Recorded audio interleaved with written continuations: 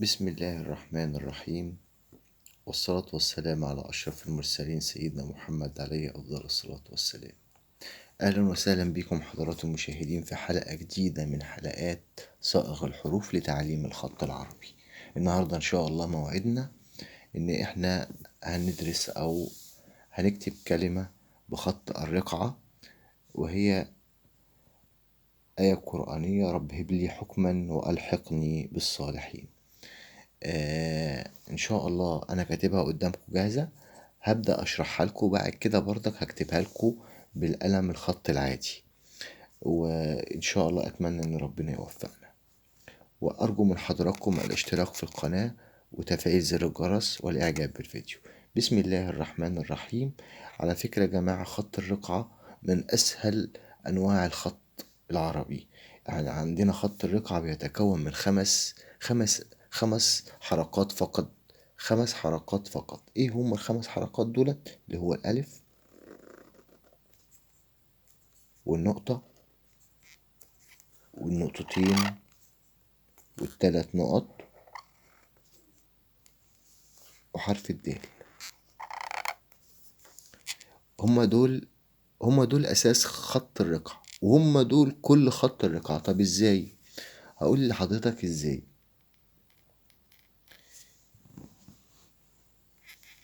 كلمة رب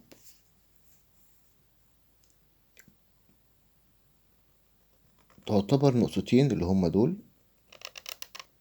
مع شطف في الاول وشطف في الاخر. ادي الراء. طب الباء نقطتين في نقطتين في 3 نقط مقلوبة.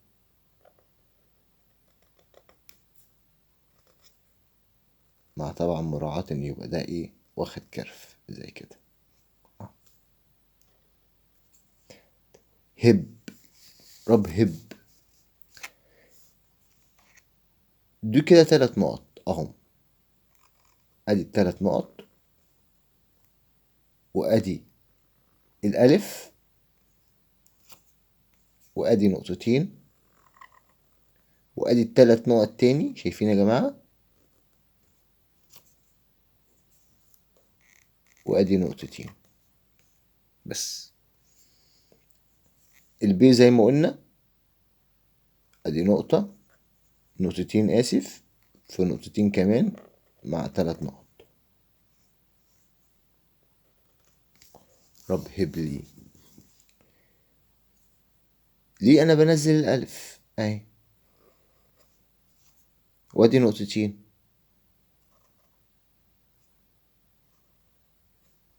مايلين الناحية دي، نازلين كده، تمام. وادي نقطتين، وادي ال3 نقط. ادي النقطتين لحد هنا، وببدأ من هنا كده ال3 نقط اللي هما دول بس بقلبهم الناحية التانية. حكما، نقطتين في نقطتين، نبعد شوية. حكما، ادي نقطتين في نقطتين. طب الحاء، بجيب ال3 نقط دول اهم، احطهم هنا. عملت لك الحاء. مع التدريب هتجيلك بإحكام أكتر من كده. أدي ال3 نقط بتوع الألف،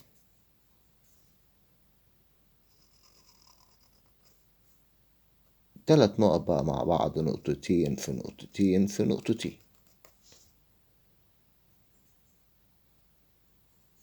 الميم، أدي نقطة، جبت النقطة حطيتها في الميم، وجنبيها نقطتين، جبت النقطتين حطيتهم جنب الميم اهم، والألف بتنزل.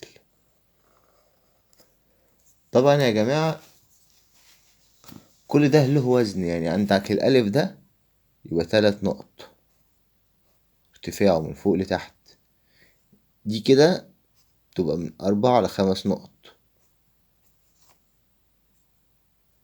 تمام. هنا كده يبقى في ميل بمسافة نقطة، يبقى في عندك درجة ميل في الكلمة بمسافة نقطة زي ما انت شايف كده. يعني لو خدت خط مستقيم كده هنا يبقى في نقطة وهنا يبقى في نقطة. ألحقني بالصالحين. عفوا. ألحقني حكما وألحقني. الواو ادي النقطة بتاعت الواو اهي. تمام. وبلف جواها حواليها بالظبط. اه. وبنزل بنقطة تانية. طب الكمالة بتاعتها انت لو جبت النقطتين حطيتهم هنا اهو مع التطبيق بقى عملت الواو. مع التكرار بقى تعملها كده اهو. ممكن تروح جاي من هنا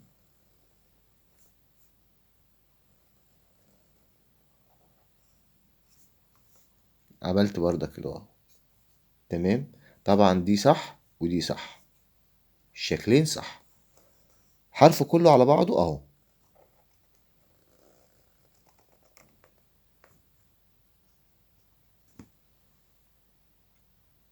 تمام. لما بتجيبه مرة واحدة مع التمرين هتجيبه بالشكل ده. يبقى ادي مرة انت لو عايز تجمعه اهو بتلف حوالين نقطة بالظبط.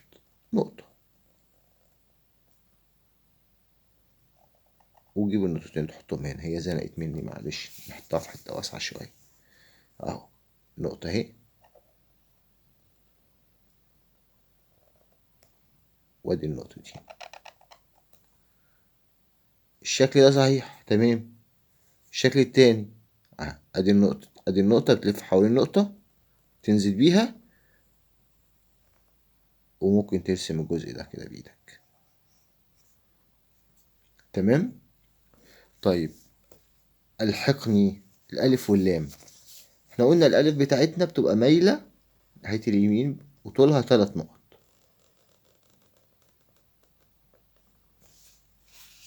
مايلة ناحية اليمين وطولها 3 نقط. ادي نقطة وادي نقطة وادي نقطة من الأول للآخر. الميل بتاعه لو خدت انا خط مستقيم كده يبقى فيها عندي هنا نص نقطة فرق، ان ده هادف كده الناحية دي ناحية اليسار. ألحقني ادي اللام 3 نقط بتوعي. ممكن شطف صغير هنا كده وادي النقطتين اهو. جابت لي ايه؟ الحاء. بقية الحاء ادي نقطتين فوق نقطتين. طيب القاف احنا قلنا دي ايه؟ 3 نقط اهم. 3 نقط دول اهم. وادي نقطتين كمان جابت لي القاف. تاني مع بعض الحتة دي يا جماعة.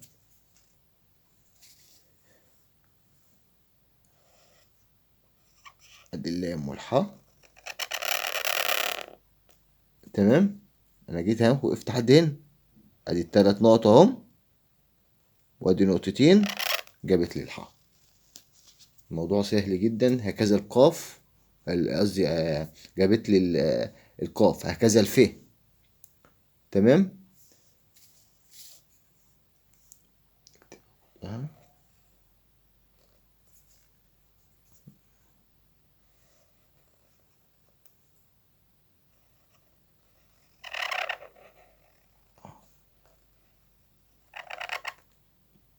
بتبقى حادفة الناحية دي، يعني مش جاية كده، لا تبقى جاية كده. شايف الفرق؟ أظن الفرق واضح. وألحقني أهو 3 نقط برضك بس صغننين بقى.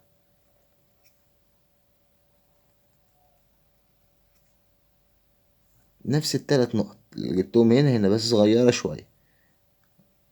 بس نتيجة كده دي قصاد دي اهي. وادي نقطتين كمان وادي نقطتين رجوع، والتلات نقط برضك اه، 3 نقط برضك اه.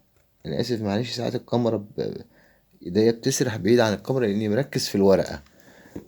ارجو من حضراتكم لو الفيديو عجبكم الاعجاب بالفيديو والاشتراك في القناة. والحقني بالصالحين، ادي نقطة وادي نقطتين وادي الالف بتاعتي، ادي اللام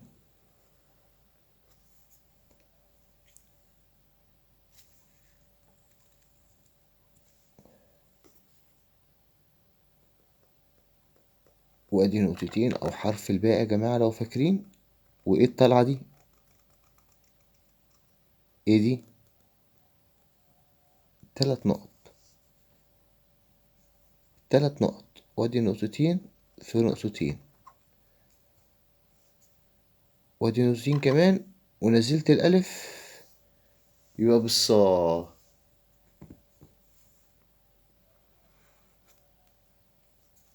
لام مع الحاء هي اللي كانت هنا في ايه؟ والحقني اهي. احنا قلنا نقطتين في نقطتين في نقطتين في نص ألف، نص ألف عمودي عليها كده مع درجة الميل بتاعت الألفات كلها زي ما انتم شايفين كلها. لو خدنا خطوط مستقيمة كده هتلاقيها كلها في اتجاه واحد. تمام، حتى السطر اللي فوق اهو نفس الاتجاه، لأن درجة الميل لازم تبقى واحدة. تمام، وادي نقطتين وادي نقطتين وادي ألف. آه ك... اللهم صل على حضرة النبي. ايه؟ واحد، كأنك بتكتب رقم واحد، هي نقطة بسحبة بسيطة. وادي نقطتين في 3 نقط، جابت لك الايه. طبعا انا هنا باين الفروقات دي لان انا بقطع فيها اهي عشان احاول اوضح لحضرتك المنظر ده. طب نكتبها على بعضها بقى كلها كده. والحقني بالصالحين،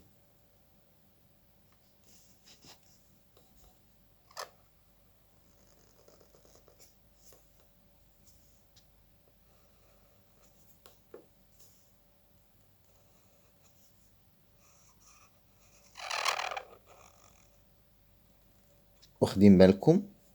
يعني هما ال3 نقط تبقى ضربة الناحية دي، اتجاهها الناحية دي، الكيرف بتاعها واخد الناحية دي، مش مستقيم لفوق كده، مش كده،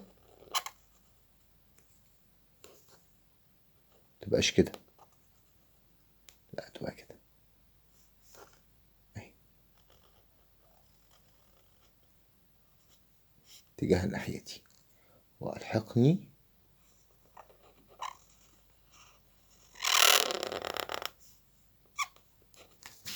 بالصالحين، نقطة في نقطتين في الألف بتاعتي، بالألف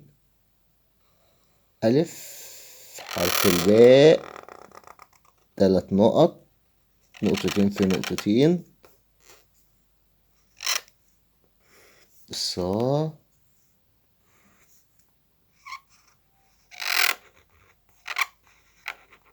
وممكن نعملها كده بالصالحين.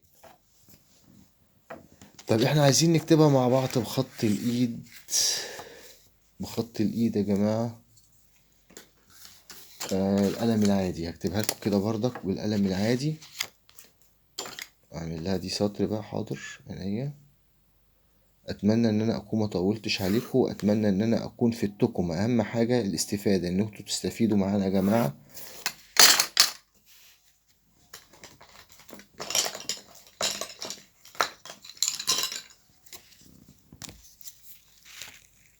اكبر الشاشه شويه، اقرب الشاشه.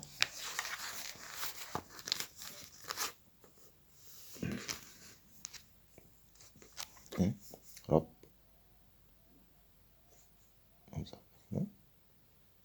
اهو.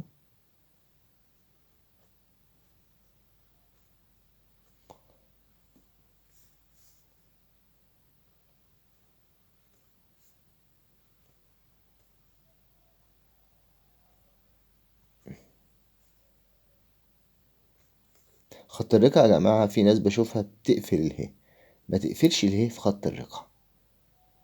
خطوط تانية اللي هو زي خط النسخ هو اللي بيقفل فيها اله. بالمنظر ده كده انت بتمشي بدرجة ميل بحيث انك اول ما توصل الخط تطلع الطلعة بتاعتك. هب لي الف، بتنزل ادي النقطتين بتوعك، وادي نقطتين في 3 نقط بتطلع بيهم. يعني انا هنا في كلمة رب بعمل الره بتاعتي اهي.